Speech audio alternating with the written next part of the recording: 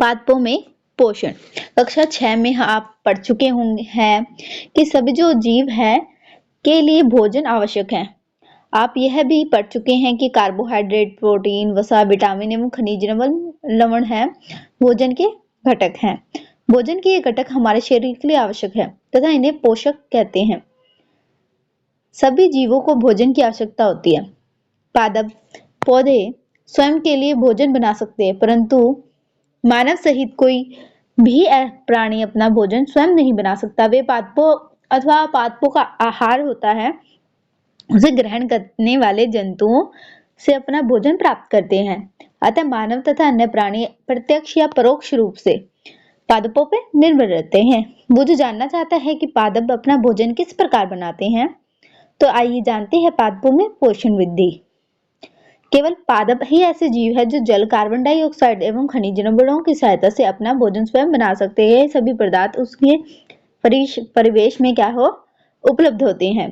पोषक पदार्थ सजीवों की शारीरिक संरचना, वृद्धि तथा क्षतिग्रस्त भागों के रखरखाव के लिए समर्थ बनते हैं तथा विभिन्न जैव प्रक्रमों के लिए आवश्यक ऊर्जा भी प्रदान करते हैं। सजीवों द्वारा भोजन ग्रहण करने एवं उसके उपयोग की विधि को पोषण कहते हैं।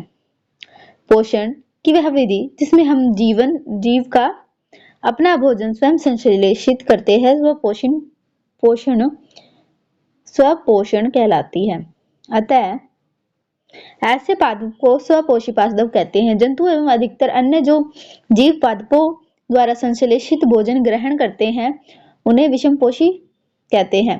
पहेली जानना चाहती है कि पादपों की तरह हमारा शरीर भी कार्बन डाइऑक्साइड, जल एवं खनिज लवणों से भोजन स्वयं क्यों नहीं बना सकता। अब हम पूछ सकते हैं कि पादपों की खाद्य फैक्ट्रियां कहाँ स्थित होती है। क्या भोजन पादप के सभी भागों में निर्मित होता है तथा केवल कुछ विशेष भागों में? पादप अपने परिवेश से कच्ची सामग्री किस प्रकार प्राप्त करते हैं? खाद्य फैक्ट्रिया तक उनका स्थानांतरण किस प्रकार होता है? प्रकाश संश्लेषण पादपों में खाद्य संश्लेषण का प्रक्रम है। पत्तियां पादप की खाद्य फैक्ट्री है, अतः सभी कच्चे पदार्थ पत्तियों तक पहुंचने चाहिए। मृदा में उपस्थित जल एवं खनिज जड़ मूल द्वारा अवशोषित किए जाते हैं तथा तने के माध्यम से पत्तियों तक पहुंचाए जाते हैं। पत्ती की तरह सतह पर उपस्थित जो सूक्ष्म रंध्र द्वारा वायु में उपस्थित कार्बन डाइऑक्साइड है वो प्रवेश करती है। मुझे जानना चाहता है कि जड़ द्वारा अवशोषित जल एवं खनिज की पत्ती तक किस प्रकार पहुंचता है। आपने देखा है कि इमारतें ईंटों से बनी होती है, इसी प्रकार सजीवों का जो शरीर है सूक्ष्म इकाइयों से बना होता है, जो कि कोशिका कहलाती है। कोशिकाओं को सूक्ष्मदर्शी द्वारा देखा जा सकता है।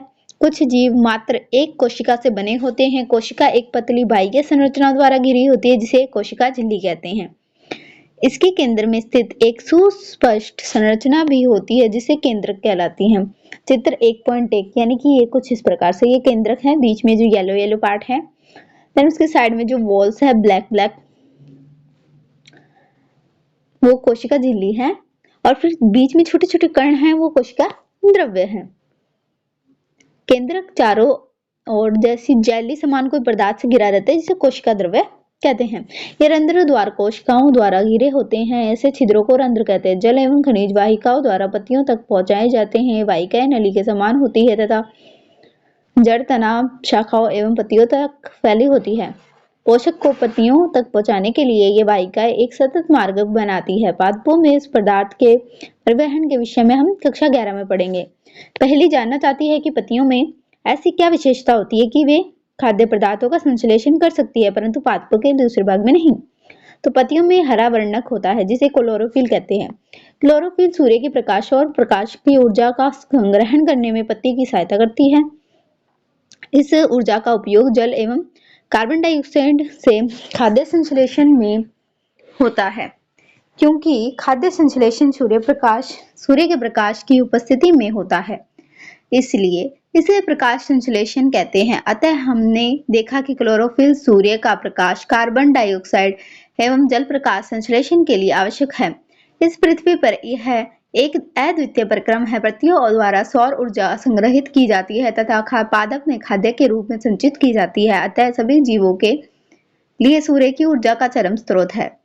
क्या आप कल्पना कर सकते हैं कि प्रकाश संश्लेषण नहीं होगा तो क्या होगा? प्रकाश संश्लेषण न होने की स्थिति में खाद्य उपलब्ध नहीं हो पाएगा। सभी जीवों का अस्तित्व प्रत्यक्ष या अपरोक्ष रूप से पादपों द्वारा निर्मित भोजन पर ही निर्भर करता है। इसके अतिरिक्त सभी जीवों के लिए परमावश्यक ऑक्सीजन भी प्रकाश संश्लेषण के दौरान निर्मित होती है। प्रकाश संश्लेषण की अनुपस्थिति में पृथ्वी पर जीवन की कल्पना असंभव है। प्रकाश संश्लेषण के दौरान पत्ती की क्लोरोफिल युक्त कोशिकाएं हैं वो चित्र 1.2 सूर्य के प्रकाश की उपस्थिति में कार्बन डाइऑक्साइड एवं जल में से कार्बोहाइड्रेट का संश्लेषण करती है। चित्र 1.3 इस प्रक्रम को निम्न समीकरण द्वारा दर्शा सकते हैं। कार्बन डाइऑक्साइड प्लस जल सूर्य का प्रकाश बटे क्लोरोफिल बराबर हमें carbon dioxide carbohydrate plus oxygen देता है। ये जो समीकरण है ये आपको क्लास 12th में भी मिलेगी पढ़ने को, तो इसको आपको याद रखना है। इसकी समीकरण में बस एक जैसे अपने केमिस्ट्री में पढ़ते हैं उस टाइप में आ जाएगी। इस प्रक्रम में ऑक्सीजन निर्मित होती है। कार्बोहाइड्रेट अंततः पत्तियों में मंड यानी स्टार्च के रूप में संचित होता है। ये चित्र है 1.2 और ये इसके नीचे वाली 1.3 ये 2 है। इसमें जो ऊपर दिख रही है, ऊपर एक कोशिका है, कोशिका पादप की, इसमें क्लोरोफिल है भरा, बीच में द्वार कोशिका है जिसमें से जो कार्बोहाइड्रेट है वो प्रवेश करता है, रंध्र है जो खुलते हैं जिनमें से कार्बोहाइड्रेट ऑक्सीजन वगैरह प्रवेश करते हैं। रंध्र को अगर हम बड़ा करके देखें तो वो कुछ इस प्रकार दिखती है, ये इस प्रकार ये रंध्र द्वार है जो कि पत्तियों के बीच में होती है, ये साइड में भी हो सकती है। तो क्लोरोफिल युक्त कोशिकाएं दर्शाते हुए किसी पत्ती का काट चित्र है। ये नीचे है एक सौर ऊर्जा, कार्बन डाइऑक्साइड जो कि ऑक्सीजन ग्रहण कर रहा है कोई पौधा, पत्तियों में क्या है क्लोरोफिल, और नीचे मृदा में जल एवं खनिज लवण सूर्य के प्रकाश की सहायता से भोजन बनाता है। आइए इसके बारे में पढ़ते हैं। तो ऊपर का हमने ये पढ़ लिया था के रूप में संचित हो जाता है। रुकिए, पत्ती में स्टार्च की उपस्थिति प्रकाश संश्लेषण प्रक्रम का संपन्न होना दर्शाता है। स्टार्च की भी एक प्रकार का कार्बोहाइड्रेट है, यानी जो स्टार्च होता है वो भी एक प्रकार का क्या है, कार्बोहाइड्रेट है। पूजू ने देखा कि कुछ पादपों की पत्तियां गहरी लाल, बैंगनी तथा भूरे रंग की भी होती है। वह जानना चाहता है कि इन पत्तियों में भी प्रकाश संश्लेषण होता है। पत्तियों के अतिरिक्त पादपों के दूसरे हरे भाग जैसे कि हरे तने एवं हरी शाखाओं में भी प्रकाश संश्लेषण होता है। मरुस्थलीय पादपों में बाष्पोत्सर्जन द्वारा जल का क्षय को कम करने के लिए जो पत्तियां हैं ये शल्क अथवा शूल रूप हो जाती है। इन पादपों के तने हरे होते हैं जो कि प्रकाश संश्लेषण का कार्य करते हैं। क्रियाकलाप 1.1 में देखें, कुछ ही प्रकार के पादपों के 2 गमले लीजिए, एक को अंधकार अथवा काले बक्से में 72 घंटे के लिए रखिए तथा दूसरे को सूर्य के प्रकाश में रखिए। दोनों पादपों की पत्तियों में आयोडीन परीक्षण उसी प्रकार कीजिए जैसे कि आपने कक्षा 6 में किया था। आपने अवलोकन को नोट कीजिए। अब उस गमले को जिसे आपने अंधकार में रखा है 3-4 दिन के लिए सूर्य के प्रकाश में रख दीजिए तथा पुनः इसकी पत्ती पर आयोडीन परीक्षण कीजिए। आपने परीक्षण अपनी नोटबुक में लिखे। हरी पत्तियों के अतिरिक्त जो अन्य वर्णक है रंग की पत्तियां में क्लोरोफिल भी होता है, परंतु इन पत्तियों में उपस्थित लाल, भूरे अथवा अन्य वर्णक क्लोरोफिल के हरे रंग का प्रच्छादन कर देते हैं, अर्थात ढक लेते हैं। चित्र 1.4 इन पत्तियों में प्रकाश संश्लेषण होता है। आपने गीली दीवारों पर तालाब अथवा ठहरे हुए जलाशय में भरे अपपंकी काई जैसे पादप देखे होंगे। ये सामान्यतः कुछ जीवों की वृद्धि के कारण बनते हैं जिन्हें शैवाल कहते हैं। क्या आप कल्पना कर सकते हैं कि इनका रंग हरा क्यों होता है? इसमें क्लोरोफिल होता है जिसके कारण का रंग हरा दिखाई देता है। शैवाल भी प्रकाश संश्लेषण द्वारा अपना भोजन स्वयं बना सकते हैं। पादप में कार्बोहाइड्रेट के अतिरिक्त अन्य खाद्यों का संश्लेषण। अभी आपने पढ़ा कि प्रकाश संश्लेषण प्रक्रम द्वारा पादप पौधे कार्बोहाइड्रेट का संश्लेषण करते हैं। कार्बोहाइड्रेट कार्बन, हाइड्रोजन एवं ऑक्सीजन से बना होता है। इसका उपयोग खाद्य के अन्य घटकों के रूप संश्लेषण के में होता है। परंतु जो प्रोटीन है वो नाइट्रोजनी पदार्थ है जिसमें कि कार्बन, ऑक्सीजन एवं हाइड्रोजन के अतिरिक्त नाइट्रोजन भी होता है। पादपों को नाइट्रोजन कहाँ से प्राप्त होता है? याद कीजिए कि वायु में नाइट्रोजन गैसीय अवस्था में प्रचुर मात्रा में पाई जाती है, परंतु पादप उसका अवशोषण इसी प्रकार भी नहीं कर सकते। मिट्टी में कुछ विशेष जीवाणु होते हैं जो कि गैसीय नाइट्रोजन को उपयोगी यौगिक में परिवर्तन कर मृदा में निर्मुक्त करते हैं। यह विलय पदार्थ पादपों द्वारा जल के साथ अवशोषित कर लिए जाते हैं।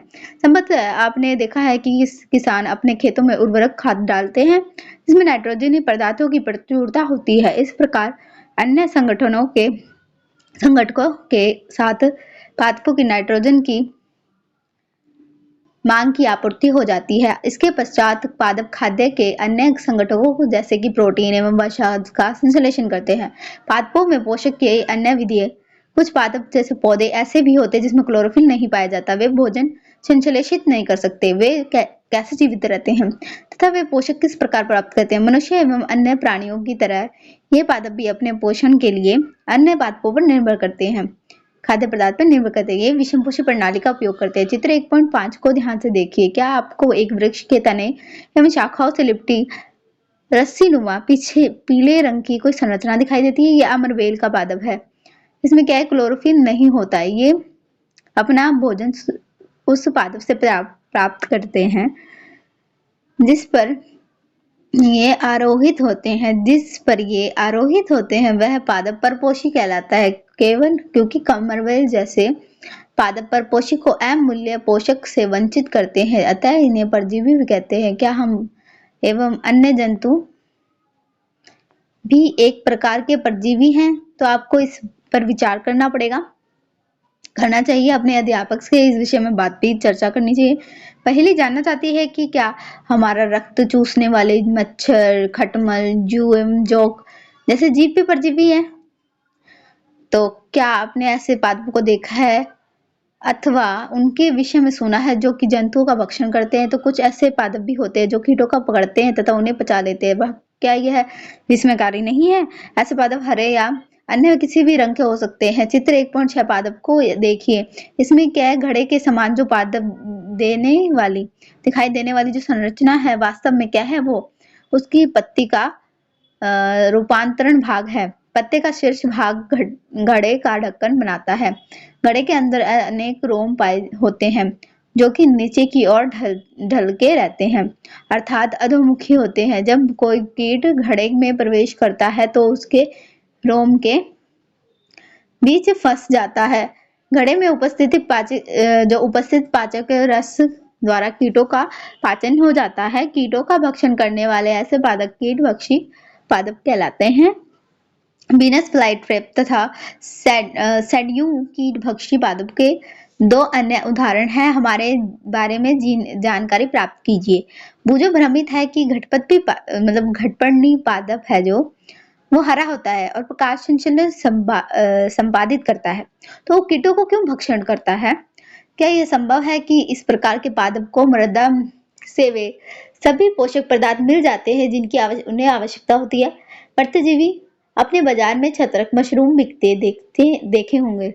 1.7 वर्षा के दिनों में वृक्ष है कि सड़ी गली टूटी टहनियों अथवा तनों या छाल पर छाते के समान जो संरचना के गुच्छे भी आपने देखे होंगे। आइए देखें कि जीवन यापन हेतु इन्हें किस प्रकार के पोषक तत्वों की आवश्यकता होती है और वे उन्हें कहाँ से प्राप्त करते हैं। वो जो जानना चाहते हैं कि ये जीव अपना भोजन किस प्रकार प्राप्त करते हैं। उन्हें प्राणियों के समान मुख नहीं होता, ये हमारे पादपों के समान भी नहीं होते, इनमें क्लोरोफिल अनुपस्थित होता है, अतः ये प्रकाश संश्लेषण द्वारा क्या करते हैं? भोजन भी संश्लेषित नहीं करते हैं। क्रियाकलाप 1.2 ब्रेड डबल रोटी का एक टुकड़ा लेकर इसे क्या करेंगे? हम जल में भिगो लें। इसमें किसी नम एवं उष्ण स्थान पर 2 से 3 दिन के लिए अगर रख दें अथवा उस समय तक रखने दे जिस समय तक क्या है उस पर रोए जैसी संरचना दिखाई ना दे। 1.8 में ये देखो कैसे रोए जैसी संरचना इसमें विकसित हो गई ना।